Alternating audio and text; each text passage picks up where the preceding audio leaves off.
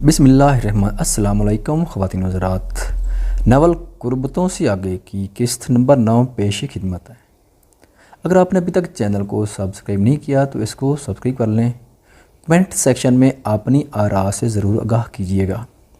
وہ بھی کلاس لے کر سٹاف روم میں آئی، تبھی اس کی کلیگ نے اسے بتایا کہ ہاں نرس آپ کا پوچھ رہا ہے۔ ابھی وہ اس کی بات سن رہی تھی کہ سٹاف روم کی ڈور ناک ہوئی۔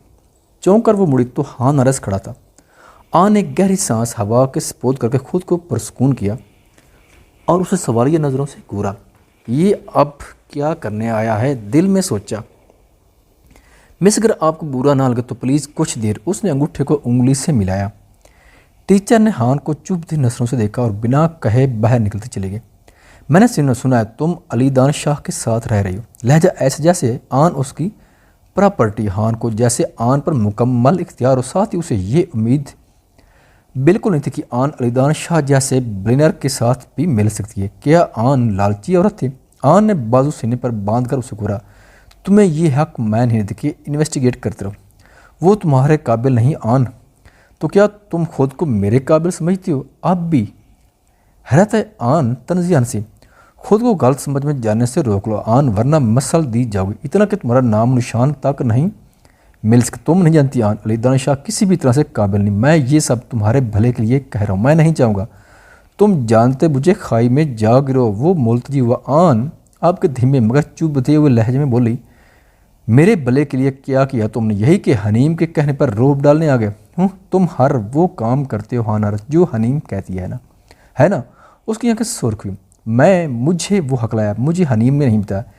جیسے صفائی دی گئی۔ یہ سن کر آن نے جھٹکے سے اپنا بیگ کھول کر اس میں سے تصویریں نکال کر ہان کی طرف اچھالیں۔ یہ کیا ہے؟ ہان نے تصویر دیکھی تو جیسے کچھ سمجھ میں نہ آیا۔ یہ ہے وہ ثبوت، حنیم نے گزشتہ شب کلب میں مجھ پر اٹیک کروایا، اس آدمی کو پیسے دیے، اپنا چہرہ نقاب سے ڈھانپ کر، لیکن سچائی تو صاف ظاہر کو حنیم تھی۔ غور سے دیکھو، وہ ہلکا سا چلائی جیسے اب اس کی برداشت سے باہر ہو گئی۔ یہ سب ڈرامہ باز تھا، یہ دنیا ایک ناٹک تھی، ہر ایک کے سینکڑوں چہرے تھے۔ اس کا اصل کس روپ میں چھپا ہے یہ پتہ ہی نہیں چلتا۔ لوگ کھلتے جاتے پیاز کی چھلکوں اتنا، پرت در پرت، ہر رنگ مختلف، ہر روپ الگ۔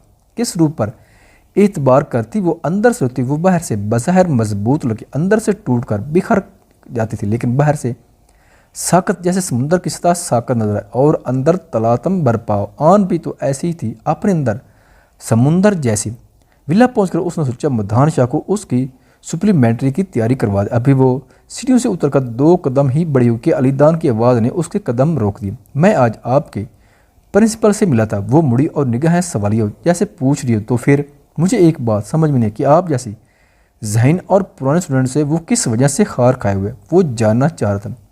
آج آفس سے وقت نکال کر وہ پرنسپل مسز بلال سے ملنے گئے تھے۔ اس ملاقات کے بعد وہ ابھی الجھا سا واپس ولا پہنچا تھا۔ یہ تو مجھے بھی نہیں پتا مسٹر شاہ۔ آن نے کندھے اچکال لب بھینچے، تو پھر کسے پتا؟ یہ لڑکی بہت گہری ہے، ہو سکتا ہے وہ میری خوبصورتی سے جلتی ہو۔ آن نے بات گما دی۔ آپ کے گریڈ بھی اچھے ہیں، قابلیت بھی کام نہیں، آپ یقیناً ٹاپ 100 کاروباری ادارے میں شامل ہو کر کوئی بھی بڑی جاب حاصل کر سکتے، تو پھر آپ نے ایک عام ٹیچر کی نوکری کو ہی ترجیح کیوں دی؟ کیا سبب ہے آن بس دیکھتی رہ گئی۔ کیا آپ کو اب بھی وجہ جاننے کی ضرورت ہے؟ آن نے اسے دیکھا۔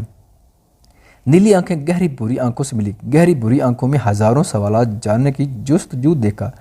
نیلی آنکھیں خود بخود جھک گئیں۔ لوگ ہر کسی نہ کسی وجہ سے ہی کرتے ہیں، اس لیے میں کوئی خواہش نہیں رکھتی، بنا کسی خواہش کے میں ایک عام آدمی جیسی زندگی گزارنا چاہتی ہوں۔ آن نے آنکھیں میچ لی، ہونٹ بھینچ لیے۔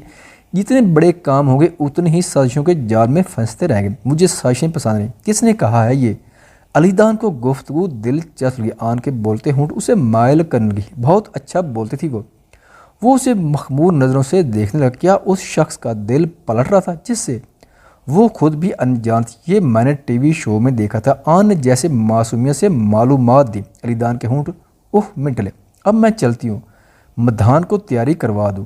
وہ مڑی ہی تھی کہ علی دان نے کلائی سے کھینچا، ایسے کہ وہ کھینچی قریب آ گئے، دونوں ہاتھ اس کے سینے پر رکھ کر تقریباً خود کو اس سے لگنے سے بچایا۔ علی دان کے ہونٹ خوبصورت مسکراہٹ میں ڈلے۔ کل تیار رہیے، میں آپ کو ٹیوشن سینٹر سے لینے ہوں۔ کان کے قریب ہوا۔ کہاں؟ وہ دنگ، یہ کل بتاؤں گا۔ اس کے گال تھپ تھپا کر رخ سیڑھیوں کی طرف بڑھا گیا۔ پیچھے آن اپنے گال پر اس کے ٹچ کو سوچتی رہ گئی۔ दूसरे दिन अली दान ने उसे ट्यूशन सेंटर से पे किया। आज रात को मेरे साथ बिजनेस पार्टी पर चलना है, 8 बजे तक तैयार रहना। मेरी सेक्रेटरी आपको तैयार करवा देगी, लेकिन मुझे बहुत से काम है। आपने बहाना तराशना चाहा, आज के लिए कैंसिल कर दे। फ़ौरन जवाब मिला था, आन मुँह बना मगर कोई अगर मगर नहीं चली। मैंने आपकी मदद की थी, आप पर भी वाजिब कि मेरी मदद करें। मुझे आज शाम की पार्टी के लिए पार्टनर चाहिए, वो जतला गया, लेकिन मैं आपको आपके एहसान का बदला दे चुकी हूँ, शुक्रिया कह चुकी हूँ। वो हैरान हुई, आंखें फट गई। अली दान ने उसकी नीली आंखों में झांकते अपने आँख से नज़र चुरा ली। जहाँ तक मुझे याद पड़ता कि ये शुक्रिया नहीं था, ये तो एक किस्म का टार्चर था जिसने मुझे कम फट किया। ऐसे शुक्रिया और होने चाहिए। वो आपके जैसे सोच कर ही मखमूर हुआ। आन ने लब काटे, क्या सारे सरमायादार ऐसे आदत शुमार करते हैं? मैं पहले भी वाज़ेह कर कि मैंने कोई ड्रिंक नहीं की थी और ना ही आपको मैल किया था। वो मेरे मनाए, अपनी तरफ से कमी बेशी मत करें। वो सर्द हुआ, आप में ये काबिलियत नहीं है। आन ने भवें उचका ली, मुँह दूसरी तरफ कर ली। सब सरमायादार आम से होते हैं, वो सोचने लगी। उसके नाराज नकूश को नज़रों की ज़द में रखकर अली दान झुका, होले से उसके कान में सरगोशी, क्या आपको पता है आप में कौन सी काबिलियत नहीं? अल्लाह बेच कर मुस्कान छुपाए। वो अब वाकई पजल हो गई। वो उसके और करीब हुआ, यहाँ तक कि सांसों की आवाज़ एक दूसरे में मदगम होने लगी। आन के होंठ कोप कपाया, जिसम ने इतनी सी कुर्बत पर जर्जरी सी ली। उसने कांपते दिल और वजूद के साथ दूरी बनानी चाहिए, बल्कि आरिज़ पर झुक गई। आरिज़ शर्म हया से सुर्ख हो गए। अली दान ने उसके गुलाबी पन को मखमूर नज़रों से देखा और उंगली से उसके आरे सहलाते बोला, बेडरूम में आपकी कलबी काबिलियत इतनी अच्छी नहीं है। ये कहते उसके होंठ तकरीबन उसके आरे से मिस हुए। अब तो मानो आन के जिस्म ने ताकत छोड़ दी। अली दान ने बढ़कर हल्का सा संभाला दिया। वो शर्म से सुर्ख हुई, क्या ये शख्स बिल्कुल बेशरम है? आन ने हल्का सा धक्का देकर उसे खुद से दूर किया और अली दान दूर हो भी गए। अब कि वो कुछ ना बोले, खिड़की से लग कर बैठ गई। अली दान उसकी तरफ देखकर मुस्कुराता रहा। अगर आगे ड्राइवर ये सब रियर व्यू में देखकर हैरान हो। उसके साहब के होंठों पर मुस्कुराहट खुली थी, सिर्फ एक औरत की वजह से। तो मतलब वो औरत को उसके लिए ख़ास है। शाम को ड्राइवर ने पार्लर पर छोड़ा, जहाँ पहले ही से अली दान की सेक्रेटरी उसकी मदद को मौजूद रही। हर चीज़ सेक्रेटरी ने खरीदी। तैयार होने के बाद वो खुद को वाकई पहचान सके। हमेशा आम सी होली में रहने वाली आन इस वक्त आसमान से उतरी कोई हूर लाग रही थी। नीली आंखों के पपोटों पर गोल्डन हल्का हल्का शेडो था जो बहुत ही खूबसूरत लुक दे रहा था। फॉल्स आईलैश और मस्कारे से मज़ीन पलकें लंबी होकर आंखों के हुस्न को मज़ीद बढ़ा गई थी। स्किन शाइनर से स्किन ग्लो होकर मुलायमत का अंसर पैदा कर रही थी। पिंक लिप ग्लू जो होंठों के खूबसूरत कटाव को वाज़ेह करके काफ़ी अट्रैक्ट कर रहा था। कानों में डायमंड जुड़े छोटे से टॉपर्स थे, गले में ऐसा ही नाजुक सा नेकलेस, खूबसूरत मुलायम ब्राउन बाल हल्के से कर्ल किए गए थे जो आधे कमर तक आधे आगे सीने को छुपाया थे। गाउन का गला अगरचे गहरा नहीं था, लेकिन उस पर बारीक कपड़े की डिजाइनिंग की वजह से आधा जिसम झलक रहा था। गले से लेकर बाजू तक गो के बारीक कपड़ा लगा हुआ था, लेकिन जिसम के नशेब फराज को और ज़्यादा उजागर और दिल फरेब बना। वो कन्फ्यूज, सख्त कुफत ज़दा भी। इस ड्रेस का कोई स्कार्फ नहीं था, उसने कभी इस तरह की ड्रेसिंग नहीं की थी। क्या ये अली दान की चॉइस थी? वो बेयकीन हुई।